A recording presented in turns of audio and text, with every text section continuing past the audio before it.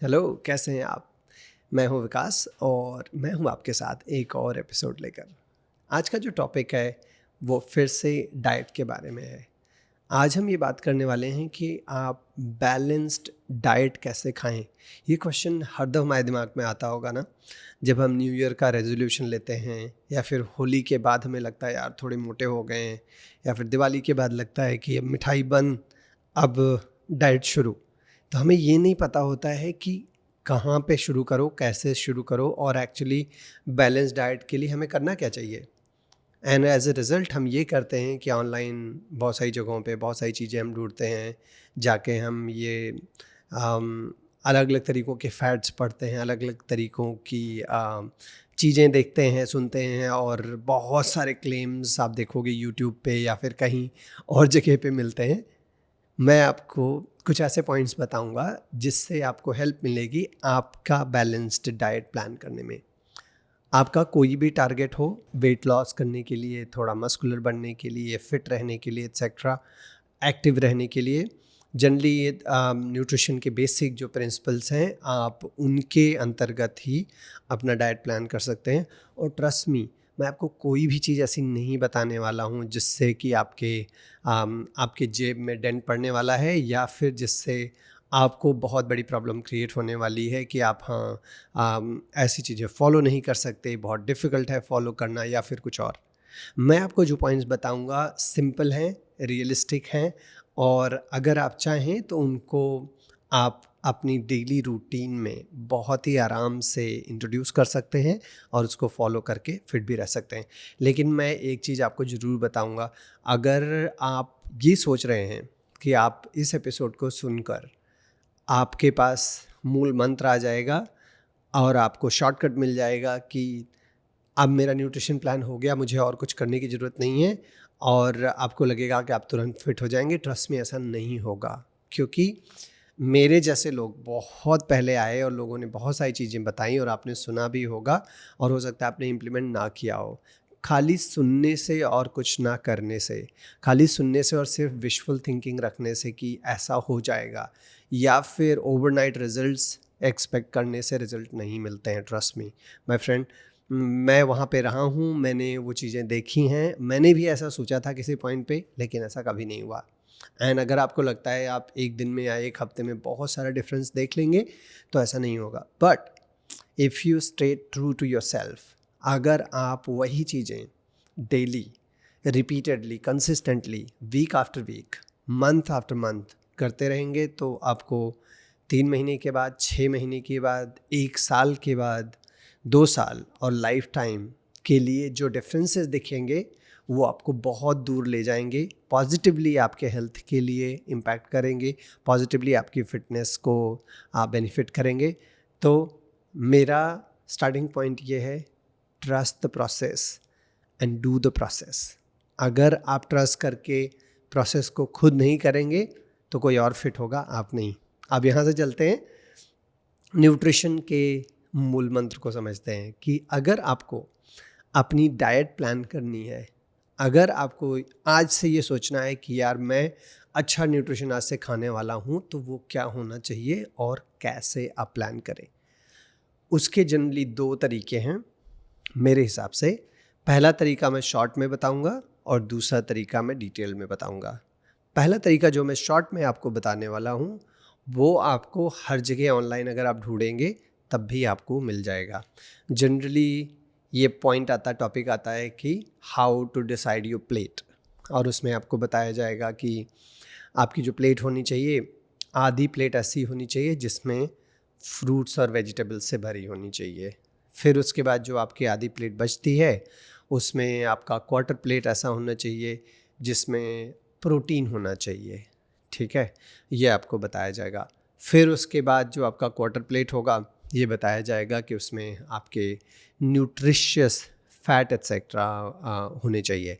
और उसके बाद अगर कुछ बचा तो आपको बता दिया जाएगा मल्टीविटामिन्स एक्सेट्रा कंज्यूम करने के लिए। और इसके थोड़े ट्विस्टेड, चेंज्ड प्रिंसिपल्स भी हैं, कुछ और चीज़ें कुछ ऐड करते हैं कोई लोग, कुछ और चीज़ें हैं जो रिड्यूस करते हैं, बट मैं इस पे इतना फोकस नहीं करूँगा क्योंकि ये जो है ये सार्वभौमिक सत्य ऐसे भी है, ये चीज़ एग्जिस्ट करती है और आप इसको फॉलो कर सकते हैं।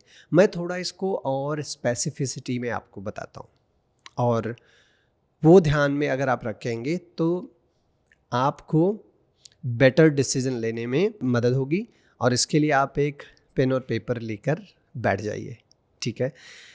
ये पॉइंट जो हर समय आता है हमारे दिमाग में कि हमें न्यूट्रिशन हम कैसे प्लान करें, सबसे पहले उसमें ये पॉइंट आता है कि हम कितना खाएं, और जब हम ये डिसाइड कर लेते हैं कितना खाएं, फिर ये होता है कैसे खाएं या क्या क्या खाएं उसमें, करेक्ट। सो जो कितना खाएं ये डिसीजन जो है, इसके लिए मैंने क्या किया, एक छोटा सा हमने कैलकुलेटर बिल्ड किया। कोई रॉकेट साइंस नहीं है, बहुत जगह पे मिलता है, लेकिन हमने ये कैलकुलेटर अपने ऐप में बिल्ड किया। तो हमारा ऐप फ्री है, मैं ऐप को एडवोकेट नहीं कर रहा हूँ, लेकिन अगर आप चाहते हैं तो फिटपेज ऐप आप डाउनलोड कर सकते हैं गूगल प्ले स्टोर या फिर ऐप स्टोर से। फिटपेज दैट इज़ FITPAGE। और अगर आप ये पॉडकास्ट सुन रहे हैं तो आपने सुना होगा, मैं इस पॉडकास्ट के बारे में कई बार, इस अपने ऐप के बारे में मैंने कई बार पहले बताया है। जैसा मैंने कहा कि ये स्पॉन्सर्ड नहीं है और ये भी नहीं है कि इसमें आपको कुछ भी पे करना है। आप सिंपली ऐप को डाउनलोड करके अपना, सबसे पहले आपको मेजर क्या करना है, जब आप टूल्स सेक्शन में जाएंगे होम पेज में, वहाँ पे आपको अपना TDEE मेज़र करना है या फिर मैक्रो मेज़र करना है, ठीक है। तो मैक्रो मतलब मैक्रोन्यूट्रिएंट्स, या TDE मतलब आपका टोटल डेली एनर्जी एक्सपेंडिचर, कि आपका डेली एक्सपेक्टेड एनर्जी एक्सपेंडिचर क्या होता है। TDE क्या है, इसके कई सारे इसमें कई सारे भाग हैं, इसमें काफ़ी चीज़ें ऐड होती हैं।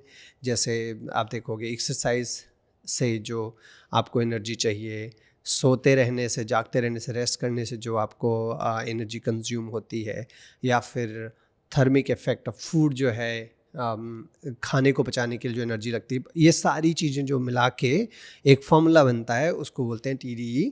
और उसका इजी तरीका है, 2-3 क्वेश्चन आपको आंसर करने, और ऐप पे आपको जनरली आपको टोटल कैलोरीज मिल जाएंगी। और energy is nothing but calories, correct. के कैल या के जूल या फिर कैलोरी, ऐसा हम जनरली बोलते हैं। तो मेरे हिसाब से ईजीएस्ट तरीका ये है कि आप फिटपेज ऐप डाउनलोड करिए, वहाँ पे मैक्रो कैलकुलेटर या TDE कैलकुलेटर जो भी आपको सबसे पहले दिखता है, मैक्रो कैलकुलेटर आप देखिए और उसको क्लिक करके उस पर 2-3 क्वेश्चन का आंसर दीजिए, और उसमें आपको टोटल कैलोरिक रिक्वायरमेंट कितनी है आपको ये मिल जाएगी। आप वहाँ पे ऐप में ये भी देखेंगे कि आपको ये बताएगा फिर कि उसमें आपको फैट, प्रोटीन और कार्बोहाइड्रेट कितना लेना है, आप वहाँ से देख सकते हैं, या फिर मैं आपको बता रहा हूँ यहाँ से आप डिटेल में समझ सकते हैं। तो जैसा मैंने कहा, पेन पेपर लेके बैठे रहिए। आपने ऐप डाउनलोड किया और वहाँ से अपने मैक्रो अपने कैलकुलेट किए। अभी ये समझ लीजिए कि मान लो आपको 1600 कैलोरीज आपकी TDE आई, या फिर मैक्रो कैलकुलेटर में आपकी डेली एनर्जी रिक्वायरमेंट आई कि आपको 1600 कैलोरीज खानी है।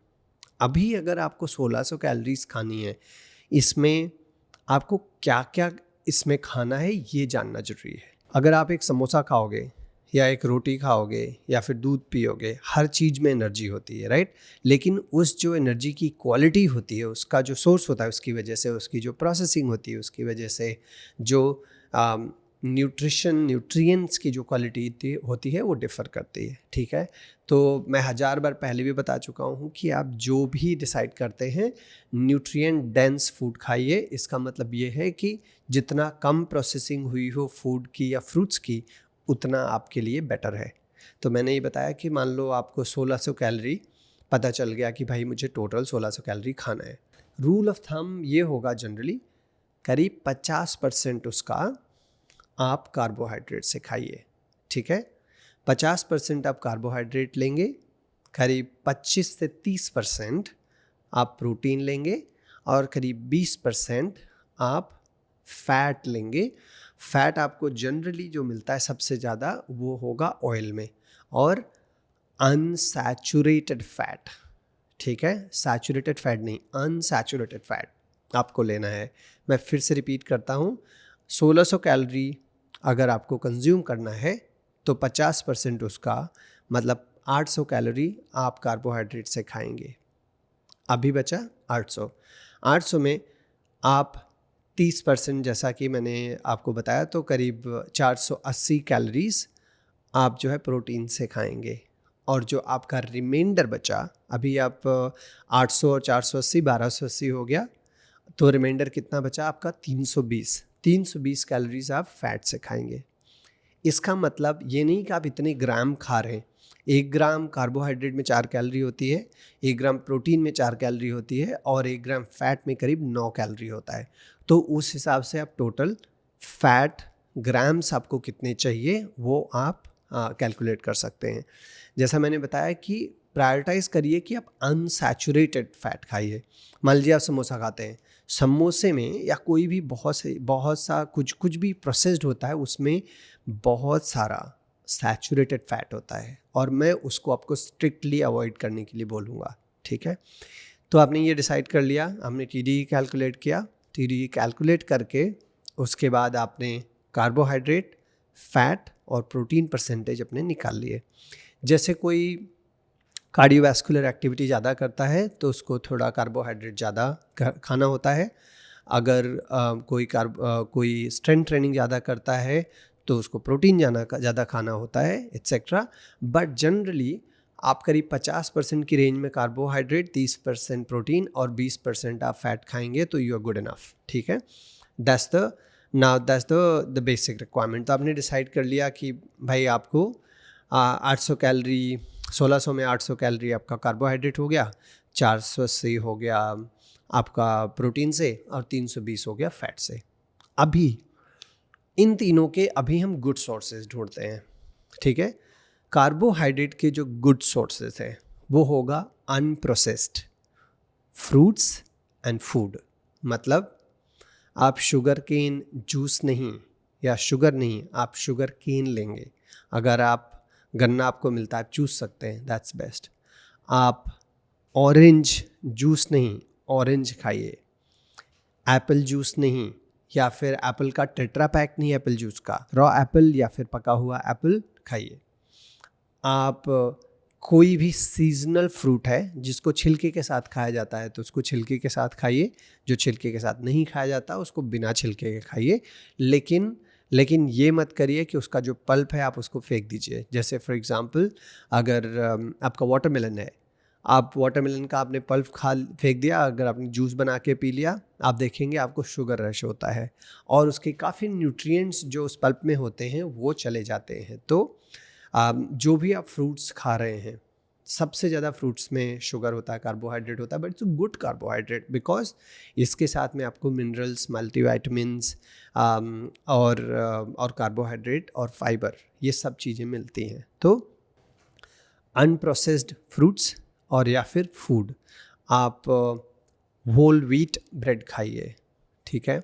आप गेहूँ चक्की से पिसवा के खाइए, ये नहीं कि आप प्रोसेस्ड मिल का फ्लार लेके आ रहे हैं जो काफ़ी प्रोसेस्ड हो कि हाँ, या फिर मैदा हो, उसको अवॉइड करिए। बेसन चने का जो है उसको आप खा सकते हैं। ज्वार हो गया, या कोई भी ग्रेन जिसमें फाइबर हो, उसमें कार्बोहाइड्रेट डेफिनेटली होगा, वो आप खाइए। राइस जितना कम पॉलिश्ड हो उतना बेटर रहेगा आपको खाने के लिए। ये हो गया कार्बोहाइड्रेट। प्रोटीन पे आते हैं। अगर आप वेजिटेरियन हैं तो प्रोटीन सोर्सेज जो आपके होंगे, जैसा मैंने आपको बताया कि आपको 480 कैलोरीज का प्रोटीन खाना है अगर आप 1600 कैलोरी कंज्यूम कर रहे हैं। अगर आपकी ज़्यादा कैलोरीज पता चली TDE के हिसाब से, जो आपने फिटपेज ऐप को डाउनलोड करके कैलकुलेट किया होगा, तो आपको ज़्यादा कैलोरीज प्रोटीन लेना पड़ेगा।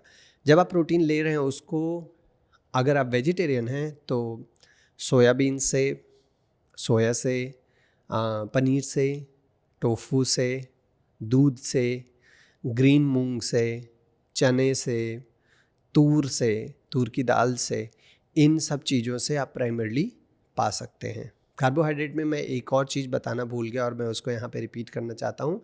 वेजिटेबल्स की मैंने बात नहीं की।